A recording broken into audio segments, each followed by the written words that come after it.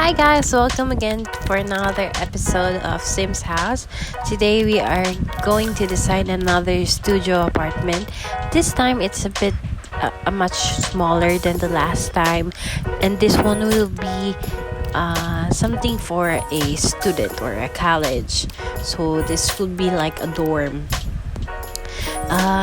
Right now I'm not going to talk much, but I'm just going to show you the process because I can't really explain it to you guys one by one since I've changed a lot of it at the end. So first I try to set up something, and then by the end of this video I'll be changing a lot of things, so it's really very unnecessary to talk the whole through. So I'm just gonna put on some music. Please enjoy watching. Thank you so much.